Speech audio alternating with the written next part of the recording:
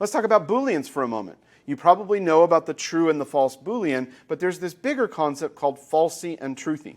And that sounds a little bit strange, but basically what it means is which values, if we tried to convert them into a Boolean, would become false.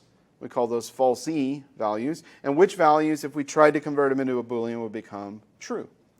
Well, JavaScript defines a very specific, narrow list of values where, when they're converted to Boolean, become false.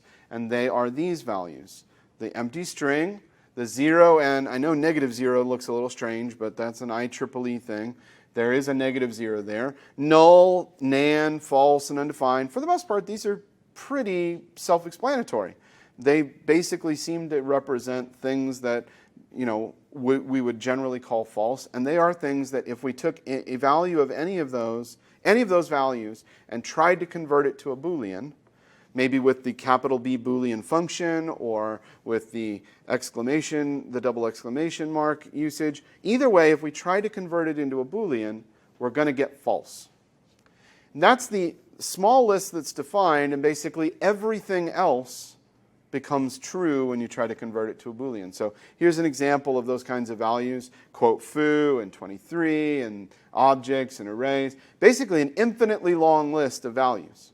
There is just the falsy values that become false, and everything else becomes true. So if I do an if statement, for example, in an if statement, the expression that we pass to the if statement has to result in a Boolean, and if it doesn't, JavaScript's going to invoke that Boolean conversion. So here we're passing it a string because student's input element .value is giving us a string, remember. We're giving it a string, and then we're saying an if statement. Well, which string value produces true? That's basically anything other than the empty string. They're going to all produce true. But the empty string is going to produce false. So idiomatically, what we're saying on line 1 is, if anything has been typed into the input box, then we want to do something with it. If it hasn't been typed into the input box, we don't. Now, I just want to call out that this is not particularly safe, because you could type the word hello into that box, and then on line 3, when you try to turn it into a number, you're going to end up getting the nan number, because the word hello is not a valid number. So it's not particularly a great check just to see if it's non-empty. You usually want to see if it's got only numeric characters in it, for example, and those are more sophisticated tests. Another place where we have a Boolean conversion that implicitly happens, is in a while loop. Again, the test clause, it automatically converts something to a Boolean. Because the .length property is already a number, then basically what we're going to be saying is, if it's anything greater than 0, we're going to assume that that's true, and if it's 0, we're going to assume it's false. This is a much more common and more idiomatic and generally more safe kind of a assumption that 0 is thought of as false, and everything non-zero, everything greater than 0 becomes true.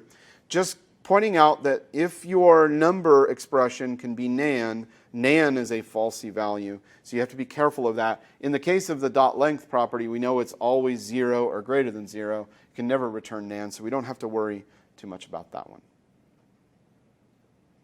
And maybe slightly better and more explicit way of doing this, rather than relying upon that implicit coercion, would be to actually specifically say, I want to turn this string into a Boolean. Line 1, you notice that I'm using that double exclamation mark.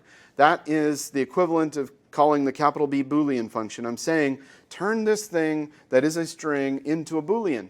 We still have the same problem that if I turned a string like hello into the Boolean true, that's still not going to end up creating a valid number on line 3. But line 1 on the second snippet is a little bit safer, because we're more explicitly saying, keep doing this loop as long as the length is greater than 0. As long as there's still new students in the array, keep doing this loop.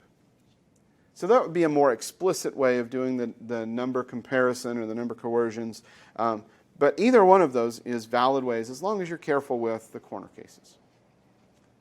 Now, I said that we sometimes want to avoid implicit coercion, but sometimes implicit coercion can be quite useful.